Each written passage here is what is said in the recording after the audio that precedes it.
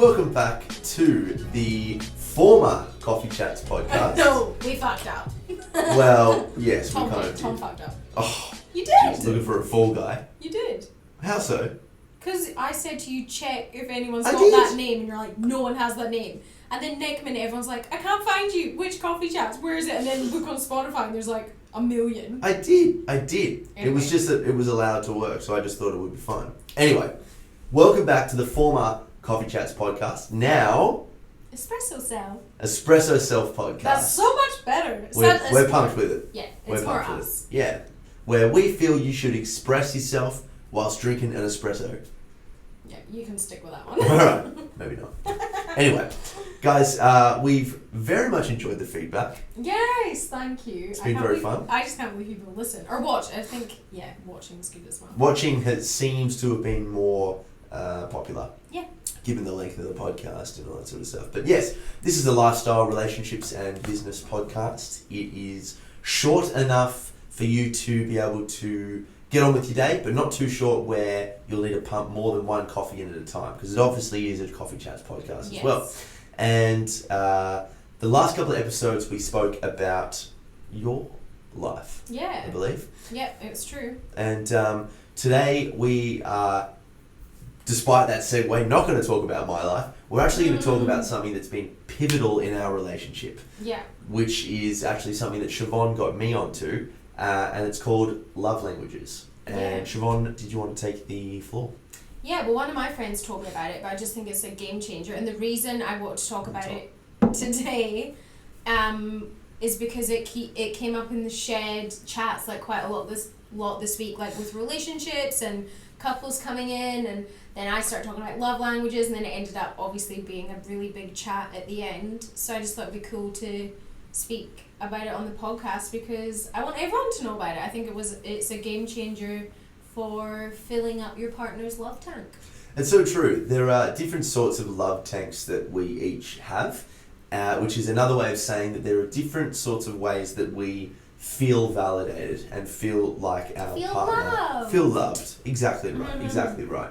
And knowing your partner's love language is a very important key consideration in a relationship, because you might express yourself in a different way, and the way you receive love might be a different way in the way that your partner receives love. So, for example, we'll go through it all, but what I love the most is physical touch. And when I receive physical touch from Siobhan, it makes me feel the best. You know? On the other side, Siobhan, well, actually, you like physical touch, but it's not your number one. Siobhan prefers quality time. So when I'm giving Siobhan love, in a sense of we're spending a lot of quality time together, her love tank is filling up the most. Not necessarily mine, although my quality time is pretty important to me too. But I guess the key consideration is that you might think that you're giving heaps and heaps of love and you're showing that your partner that you love them, but they might not be feeling that at all because they communicate and respond in a different love language. Yeah. Yeah, and I think, how many? Is there 7? 6.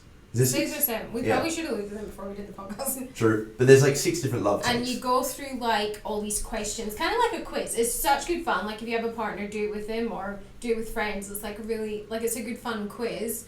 And you answer all these questions and they decide, like the answer decides what your love language is. So even if you guessed yours, you probably wouldn't get it right. Like I wouldn't have guessed mine was quality time. So you go through the quiz and then at the end it kind of rounds up which answers. So the love languages are like quality time, touch, words of affirmation, gift, like receiving gifts. Receiving gifts. What's that? You got 4 so far? Yeah. Yeah. Ooh, I can't even remember the other ones. Yeah, no, they're on my phone. Yeah. Anyway.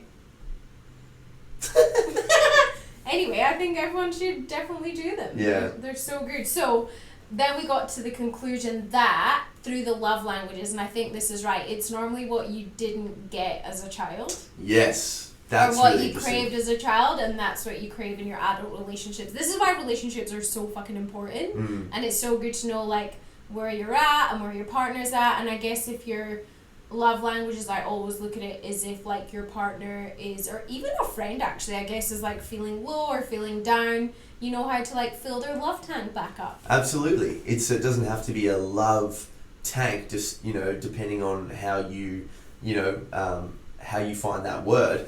A relationship is a relationship, and if you're exactly right, like if you have a friend that's just flat, depressed, anxious, something, a really good way to just crack through all of that stuff and really get into it. Yeah, well, maybe hopefully you would know. If you don't know, you can do the quiz. But why give them a card to say, hey, I'm thinking of you, if their love language is either words of affirmation or quality time, for example.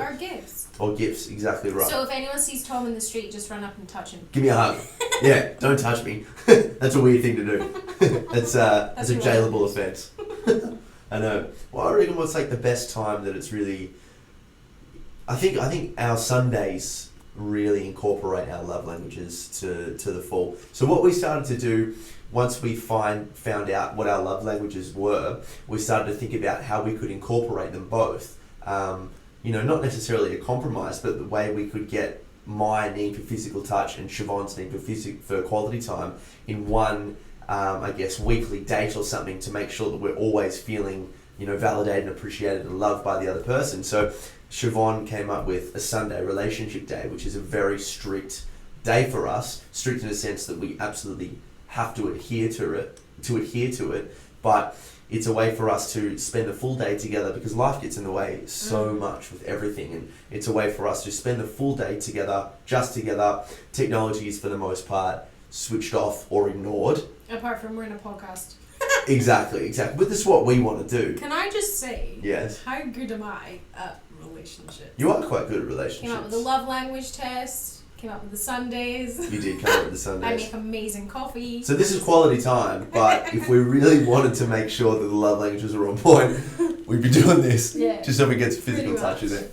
Anyway, I think we should dive into the Sundays, because I get asked a lot about the Sundays. They're like, a relationship day? I'm like, yeah, and now people do it. Not so much on a Sunday, but like, they do the whole day. Yeah. And it's like, it was literally a game changer for our relationship. It really was. I think you have to... It depends on your love language. But yeah, carry on. Absolutely. I don't think so, though. Actually, no, I don't agree with that. I don't think it depends on your love language. Oh, in terms of the specific activities of the day, it depends on your love languages. Of course. But I think that with anything in life, if you value it, you have to work hard to ensure that it continues to go well, it continues to thrive. And life gets in the way for all of us, and Siobhan and I were starting businesses simultaneously. We were sorting out things with visas and travelling, and not anymore. That was our life specifically, but within all your lives you have heaps of stuff that's going on too. And one of the things that Brene Brown talks about, someone that we love, she's a psychologist from Houston. I think she's a psychologist, but she studied shame for the past 20 years and happiness. And she said that one of the biggest correlations between happy people is the amount of boundaries they have, the amount of things they say no to, the amount of, I guess that comes down to self-worth, hey? Just that ability to say no because I'm valuing something else. Yeah, and of course. When you say no to the external world, like we do essentially on a Sunday, we say yes to our relationship. Yeah, well, we did it for like the first few weeks, and then as soon as we started saying no, literally all our friends, all our family, like now know we have like a relationship day. So they get a message like, oh, we got this on Sunday, but we know it's your relationship day. I'm like, no, it's like a thing now. So I'm like, so why fucking text me then? No, I'm joking. We asked him before. Yeah. But how cool. We could just like set a trend of the relationship day. Yeah, absolutely. And Please you may do it. Well, I was going to say, like, to be practical, you may not have a day, but even if it's just a date, like, be really strong with your boundaries. That's essentially what our relationship day is all about. It's just being strong with our boundaries. So if you're going out on a Tuesday night, for example, can you leave your phone at home and just take the card? Can you do whatever it can so as to not be influenced at all by the external world? The stronger you build that boundary, yes, you're saying no to one thing that could be tough, but you're saying yes to something else that could be very important to you. Yeah, absolutely. So that's love languages. That's the Sunday relationship. It's kind of like a relationship episode, hey? Yeah, it's turned into one. We kind of didn't plan I know. to turn into one. That's true. Yeah, I reckon that's definitely the most important thing though. This Yeah. is. Key takeaways from the episode? Find out your partner's love language, or just do the test yourself so you know yours. How do they find that? It's online. I don't Yeah. know. We've actually got it. This is why I think we should just set up a Facebook group, and then you can all come into the Facebook group, and then we'll post the love languages, and you can all get it. The Espresso Self podcast. Yeah. Yeah. Reckon? Because I'm trying to think how else they can get it unless you go online. I think you have to pay for it. We've got it for free. True. Very true. Unless someone else knows how to get it for free. True. We'll find out. Mm. Know your partner's love language. Yeah, or yours. Just know your yours. own. Know your own. So you need to know what you need. Have you tried the coffee yet? No, it's hot as fuck. No, it's not. It It's is. just the cup. It's not. I'm drinking it. Oh, is it? Oh, that's not hot at all. Saucy! I know. Okay. That, Know your partner's love language and... no, just know yours. Know your partner's if you've got a partner. Yes. Definitely have like a set relationship date or day or whatever. Once a week at least. Oh yeah, for Yeah. sure. And it's important to, I would suggest, put some boundaries into your life. Although you might feel shitty because you're saying no to something, you're actually saying yes to yourself. Yeah, 100%. Until next time, express yourself.